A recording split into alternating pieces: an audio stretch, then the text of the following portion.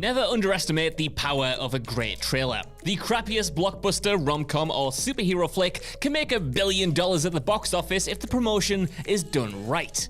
Of course, on the other hand, there are some trailers which failed to impress us, and others that were so god-awful they actually single-handedly killed any chance of these films turning a profit.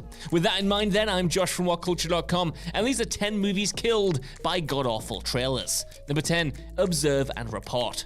Observe and Report's trailer opens with a security guard called Ronnie trying to stop a flasher showing his bits to the public. Based on that setup alone, you'd safely assume that this comedy is in the same vein as something like Paul Blart Mall Cop.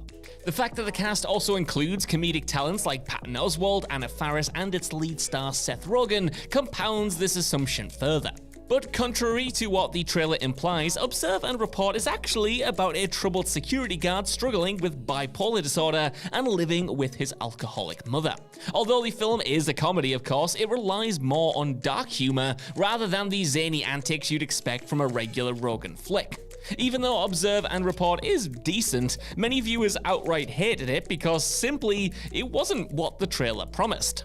If the trailer for Observe and Report focused on the more serious tone, then viewers would have known what was in store for them and actually maybe enjoyed the movie a lot more. Number 9. The Amazing Spider-Man 2. To ensure butts are firmly in seats, movie studios ensure that their trailers are drenched in content. And few films exemplify this fact more than The Amazing Spider-Man 2. This 3-minute clip has it all, and that's not a compliment. This trailer literally shows everything. The money shots, the best lines, the funniest moments, how each baddie transforms into a supervillain, the final battle, the romantic subplot, the other subplot revolving around Peter's father which nobody cares about, the Sinister Six spin-off that still hasn't materialized, and a couple of cutscenes for good measure. Hell, even the final shot of the film is in there. Still, although a lot of critics do harp on the fact, and rightly so, that the trailer reveals the movie's final frame, that's not actually the worst part. Because Gwen Stacy's death was supposed to be a shocking twist in the sequel, the filmmakers probably should have done everything in their power to ensure that this plot point was kept secret. Instead, though, The Amazing Spider-Man 2's trailer shows Gwen falling to her death and Spidey trying to catch her. Number 8. The Love Guru.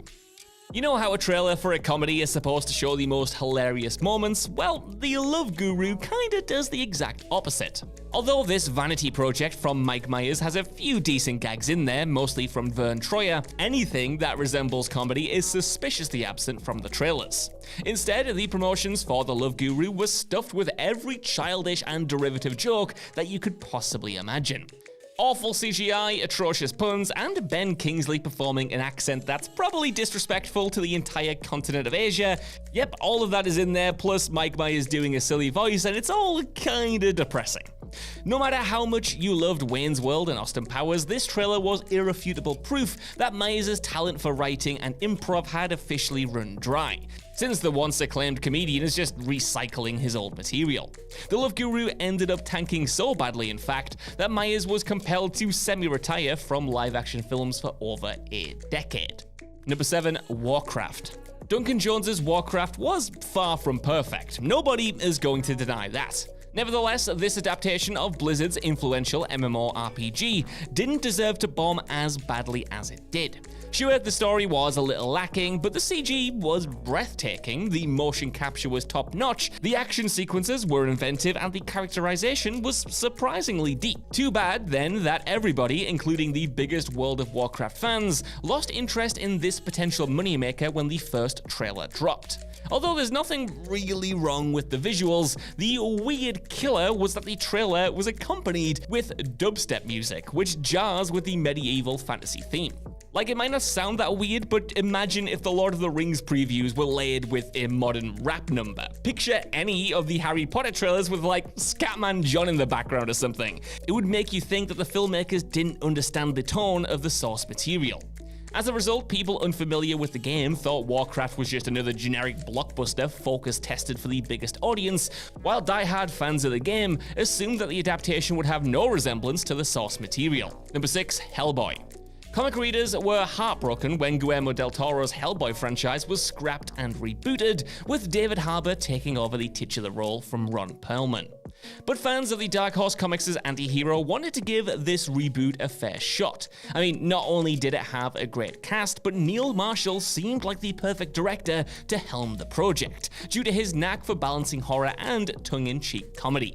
Unfortunately, when viewers watched the trailer and saw that the first joke fell flat, they knew something was very, very wrong. Even though Harbour can be hilarious in Stranger Things, none of his banter and gags work here, since everything he says and does comes across as forced. Sadly, all this trailer did was make viewers wish that Ron Perlman was still in the role. Perlman's comic timing was so impeccably deadpan that he could make even the cheesiest line work perfectly. Although comic fans wanted to like it, no one was won over by this trailer, and to the surprise of no one, 2019's Hellboy was the least successful installment in the franchise, destroying any chance of a sequel. Number 5, Terminator Salvation and Terminator Genesis. The Terminator franchise has never been good at keeping a lid on key plot points. Despite the fact that it would have been amazing to learn that Arnold Schwarzenegger's character was the hero of Terminator 2 Judgment Day while watching the movie, the promos just flat out told you that he was the good guy. Instead of learning from their mistakes, the promotions for these sequels continued to divulge pretty much every plot twist as well. Every commercial for Terminator Salvation reminded viewers that Sam Worthington's character was a secret Terminator, and while Terminator Genesis may have been the nadir of the series, turning humanity's savior John Connor into a Terminator was kind of a cool idea. At least it would have been if the trailers, yet again, didn't spoil it. Even the biggest fans of James Cameron's creation didn't bother checking out these installments because they knew the films contained no other surprises, and that was absolutely bang on the money. And let's look at this franchise as a whole. Do you know what was the most powerful moment in the series post-Terminator 2? Well, that was easily John Connor failing to stop Judgment Day in Terminator 3 Rise of the Machines. And do you know why that moment was so impactful? Because the trailers didn't tell us that it was going to happen. Number 4, Ghostbusters 2016. Because a trailer's purpose is to make the viewer want to watch the movie, it needs to be exciting, eye-popping, and action-packed. However, the promotions also need to be clear what the movie is that they're selling. And despite the fact that most people focused on how unfunny the trailer for the Ghostbusters reboot was, that wasn't the only issue. In the opening moments, a text appears mentioning how 4 scientists saved New York 30 years ago, and based on that statement, it kinda sounds like this installment is a sequel, right? However, Ghostbusters 2016 is a total reboot, meaning it doesn't take place in the same universe as the original movie. Consequently, viewers couldn't help but ridicule this blunder since the studio itself didn't even seem to know how to advertise their own product. Because of this flub, you'd assume that the next trailer would have more clarity, however, viewers were confused yet again, this time by the title. The second trailer concludes with the words Ghostbusters, Answer the Call. However, it's not clear whether Answer the Call is the film's subtitle or just the tagline. So yeah, have you ever heard of a trailer so incoherent that viewers couldn't tell whether it was a sequel or a reboot and didn't even know what it was called? Number 3, Cats. Tom Hooper's film adaptation of Andrew Lloyd Webber's Cats musical was bafflingly bad. In hindsight, it looks like the flick just didn't stand a chance since no one was backing its corner when the trailer premiered. Although you do have to commend the visual effects team for trying to make the feline hybrids look kind of photorealistic, it just sadly doesn't work. If you thought the characters from A Christmas Carol, The Polar Express, and Beowulf fell into the uncanny valley, well, Cats just tumbled into the uncanny universe. Instead of looking cute and cuddly, these Frankenstein kitties can't come across as anything except creepy. Coupled with the fact that this trailer is sprinkled with Rebel Wilson's forced slapstick and James Corden's dumb jokes, there's pretty much nothing redeemable here, save for Jennifer Hudson's wonderful rendition of Memory. Number 2, The Mummy. 2017's The Mummy wasn't just a reboot or the start of a franchise, it was the beginning of a potential cinematic universe, RIP, the Dark Universe. As a result, it was crucial for the promos to be as epic as possible. And to the trailer's credit, it does show a lot of intriguing imagery. An eerily designed sarcophagus, people being ejected from a crashing plane, Tom Cruise's character dying and then being resurrected in a morgue, the titular villain's irises splitting into two. There was some really cool images there. However, there is one pivotal factor missing from the trailer, and that's the sound. And I mean that literally. The studio accidentally uploaded an incomplete version of the teaser, which contained multiple shots with just no audio save for the dialogue.